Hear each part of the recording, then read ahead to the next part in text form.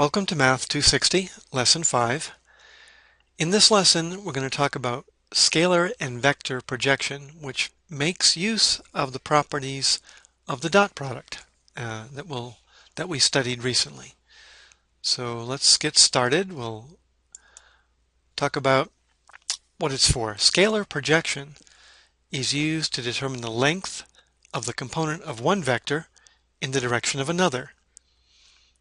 One way to visualize this is to think about it as the length of the shadow of the first vector cast onto the second vector when the sun is perpendicular, like directly overhead of the surface represented by the second vector. So we have a picture here of exactly that going on. We have a board that has been set up so that the sun is directly overhead or perpendicular to the surface of the board, and the metal rod here would represent the first vector, and the direction along the board would represent the second vector, and so the scalar projection is the length of the shadow. And of course it depends, as we'll see, on the angle between these two vectors. So in the abstract, here's the first vector that we're projecting onto the second vector, and that projection is this length here, which looks like the shadow of the first vector onto the second vector, when we think of the sun as being, the direction to the sun being perpendicular to this second vector. So what it does, vector projection determines the component of one vector, the component of this vector, in the direction of the second vector. What do we use this for? Well, it turns out that this idea of vector projection is central to applications in linear algebra. We can use it for a change of coordinate systems if we want to change a point in one coordinate system to a different coordinate system. It's used heavily for geometric operations. We'll examine some of those a little later in the course, but you can use it as part of the operation of finding the intersection of lines, for example, in three-dimensional space, which is a little harder than the two-dimensional problem. And it's used in particular for building a coordinate system where the axes are unit vectors and they're perpendicular. But first, a little review of trigonometry. We said when we started the course that this is linear algebra, everything's linear, while trigonometric functions aren't quite linear. But they're used, as we'll see, in a pretty simple way, as we've already seen with the geometric definition of the vector dot product. But here's just an old woodcut of the use of basic trigonometry for measuring on the sky, measuring distances and heights of things on the earth. But you might think back to your high school trigonometry, the basic definitions of sine, cosine, and tangent on a right triangle. If I have an angle x here, then the sine of that angle is defined as the ratio of sides, the opposite to the hypotenuse. The cosine of that angle is defined as the ratio of the adjacent to the hypotenuse, and the tangent is defined as the ratio of the opposite to the adjacent. Notably, the tangent represents the slope of the hypotenuse as a line, because it's rise over run, opposite over adjacent.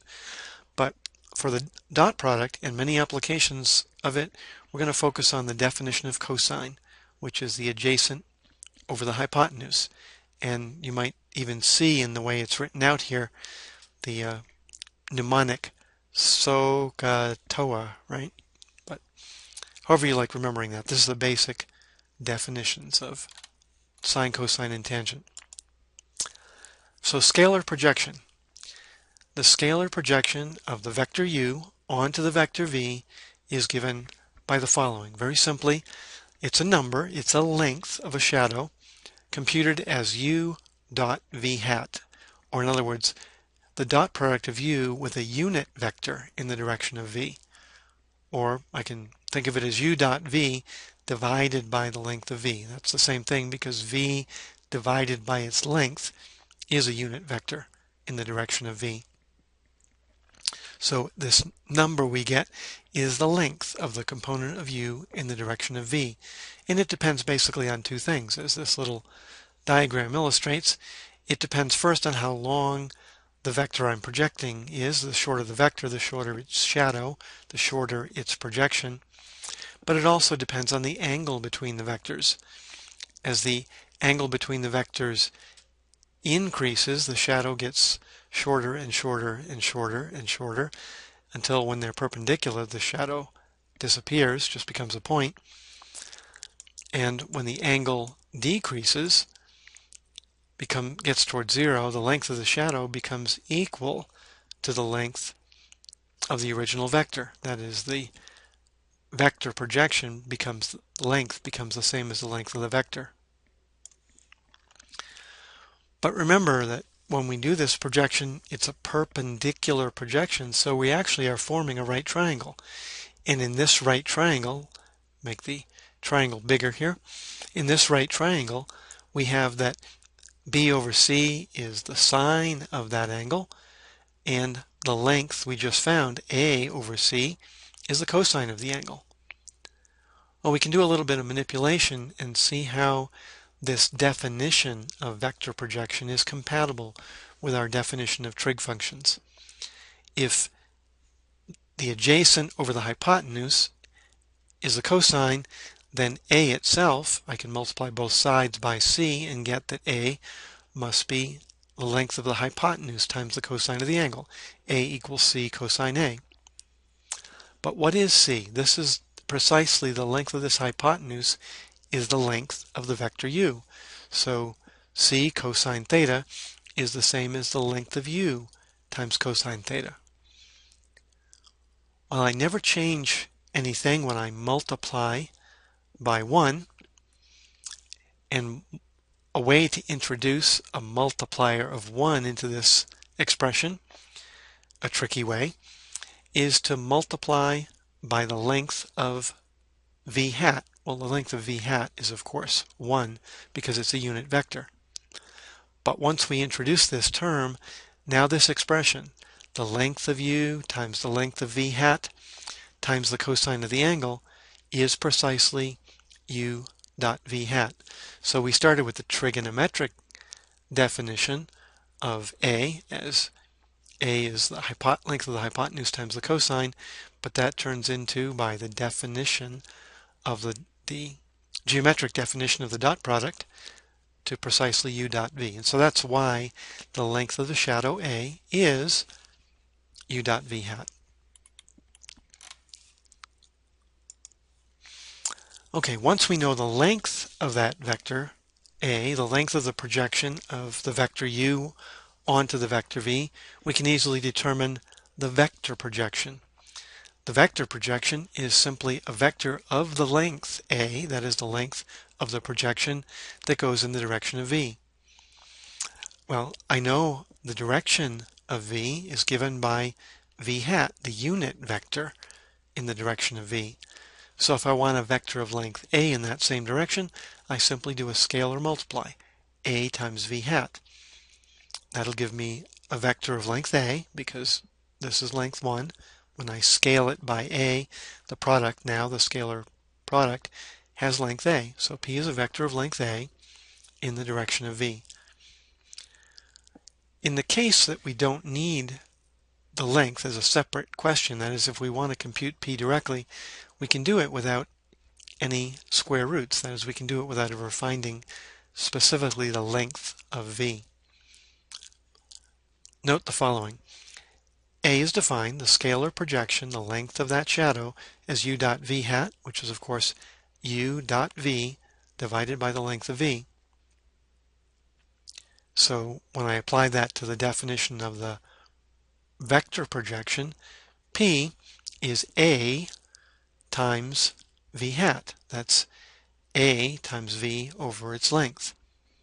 But this is my a, right? A, the vector, the scalar projection, is u dot v over v hat. And remember, one of the rules we had for the vector dot product is that I can freely move scalar multipliers anywhere within or outside the dot product. So remember, when I divide v by its length, I'm really multiplying by 1 over the length. So what I'm really doing here is u dot v, taking that number and dividing it by the length of the vector. And then I multiply that scalar, this is a scalar result, by v, again divided by its length. Well, that's the same as u dot v dividing by the square of the length, because I have 1 over v here, 1 over the length of v here, and 1 over the length of v here. So p can be computed as the dot product u dot v divided by the square of the length of v. That's the scalar, and I use it to scale v itself. But how do I get the square of the length of a vector? It's the dot product of the vector with itself. So this makes a nice form of the vector projection. I can find that vector of length a, that is length of the scalar projection, this way. Take the dot product of the two vectors, divide by the dot product of the destination vector. That gives me a scalar multiplier. I multiply that by v, and I get my vector projection. We say that the vector projection of u onto v is the component of u in the direction of v. So notice the following, that if I take the dot product of u, the original vector, and its vector projection p, by the definition we gave here, that's u dotted with a times v hat.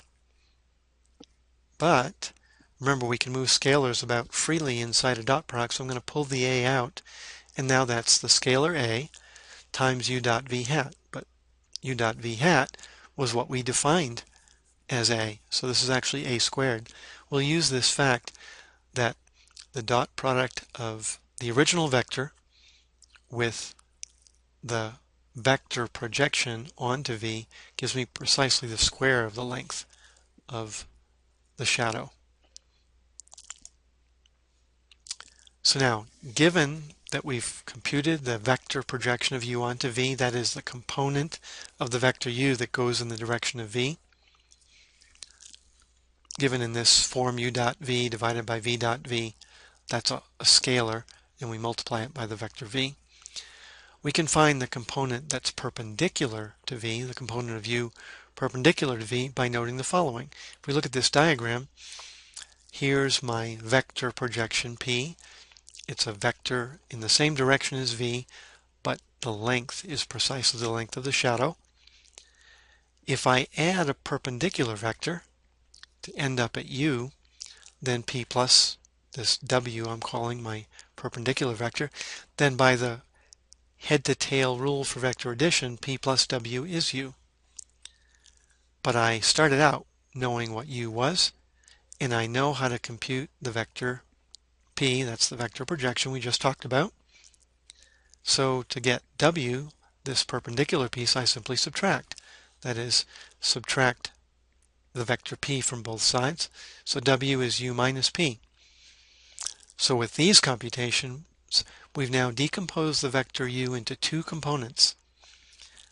The component p that's in the direction of v, and the component w that's perpendicular to the reference vector v.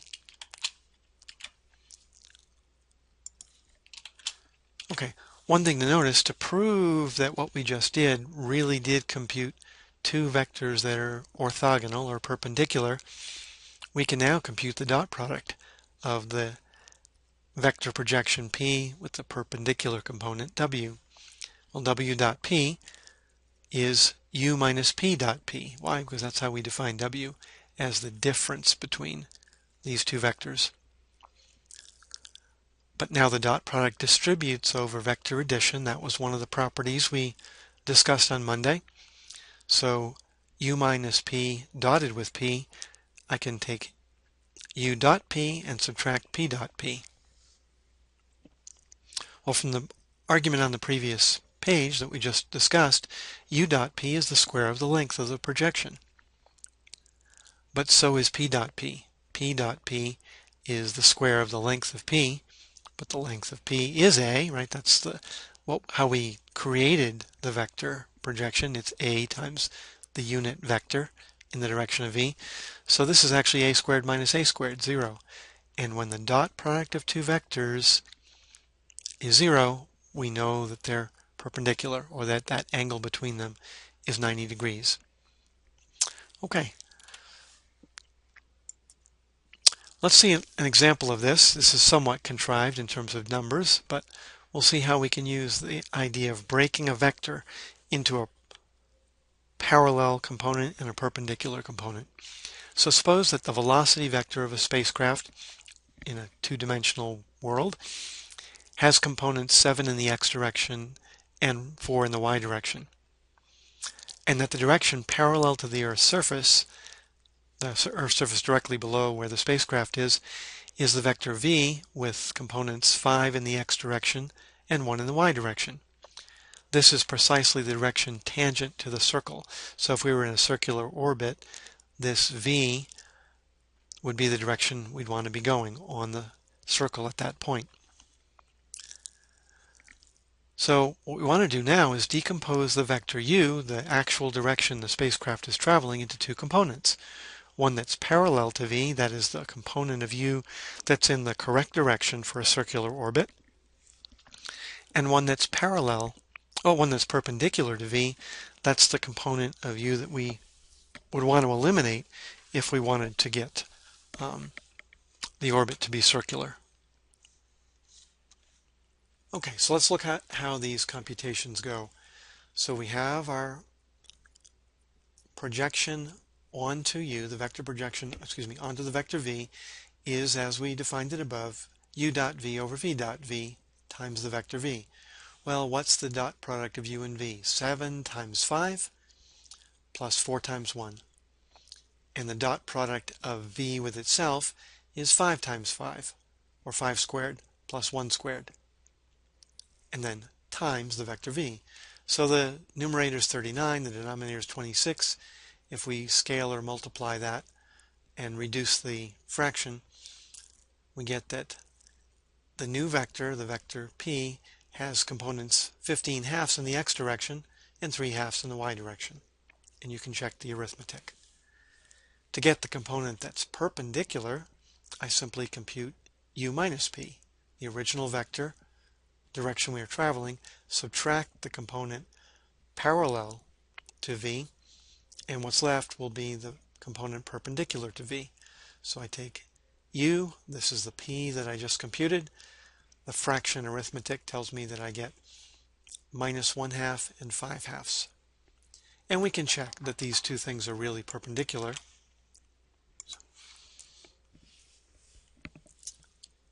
Okay, so I had a little interruption here, but let's resume. So this was our vector p, 15 halves, 3 halves, our vector w. And now we just want to show that these results really are perpendicular. And we can look at that. So if it really worked, then the perpendicular vector, the vector perpendicular to v, should be perpendicular to p because p is parallel to v. And we can check that with the dot product. So I take my perpendicular vector, 15 halves, well, this one, right? Minus 1/2, 5 halves, and dot it with 15 halves, 3 halves. So that would be negative 15 quarters. And 3 times 5 is 15. 2 times 2 is 4. So this is actually negative 15 quarters plus 15 quarters, or 0, and they really are perpendicular. So what would this have accomplished for the navigating astronaut? Well, knowing this perpendicular component of velocity, that is, this u is the velocity vector, if we can eliminate this component, which they can do by thrusting in the right direction, they could then circularize the orbit. In many places in physics, it's useful to break down a vector into a component parallel to a certain direction and the remainder of it perpendicular to that direction. Okay, so now you have an exercise to apply this material. Decompose the vector with elements x the x element or the x component 1630 into the sum of two vectors, one parallel to v and one perpendicular to v, where the vector v is given here. And also determine the angle between u and v. And it's a good idea with graph paper to sketch these vectors to verify your results. Okay, so please pause the video here, work this exercise the best you can using the definitions, and then I'll review the solutions when we continue.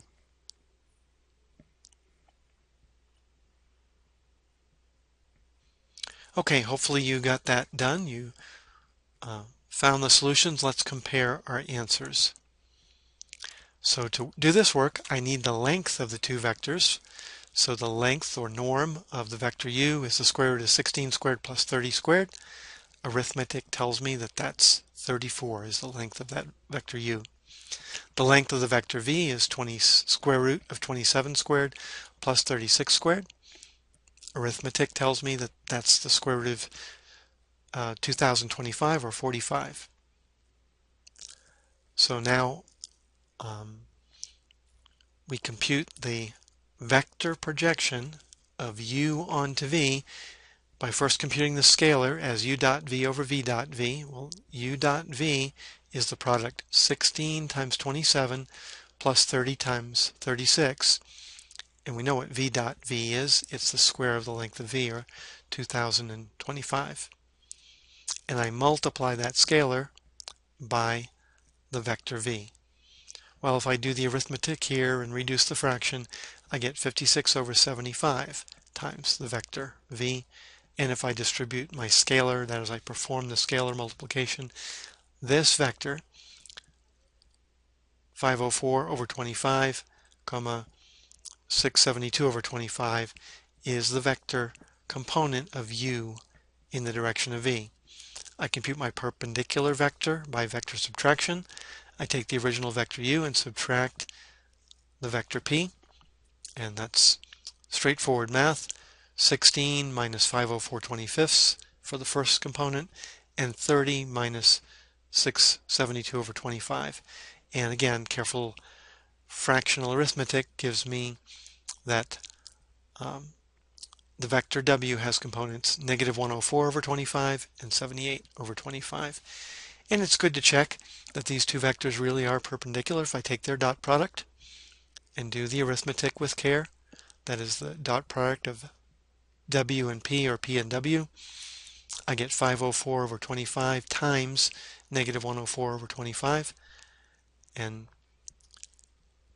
plus 672 over 25 times 78 over 25. And if you check that arithmetic, you indeed get 0.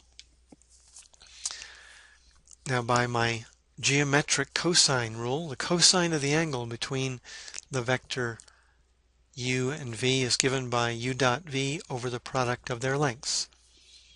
Well, we already had u dot v. We computed it above. It's 1512. And the product of the lengths is 34 times 45. So this is exactly 84 over 85 when you reduce the fraction. So that's the cosine of the angle. So the angle is approximately given by the inverse cosine, or arc cosine, of 84 over 85. And in degrees, that's about 8.8 degrees. These vectors are shown below. So here's the vector u. P is the projection of u onto v. Its length is u dot v hat. And w is the component of u perpendicular to v. Notice, again, by the rules for vector addition, p plus w gives me u, or w equals u minus p. So for homework, download and study the notes for Lesson 5, Scalar and Vector Projection. On Wednesday, we'll get practice applying these techniques, and then looking ahead to Friday, we'll start into using matrices. That ends our lesson for today.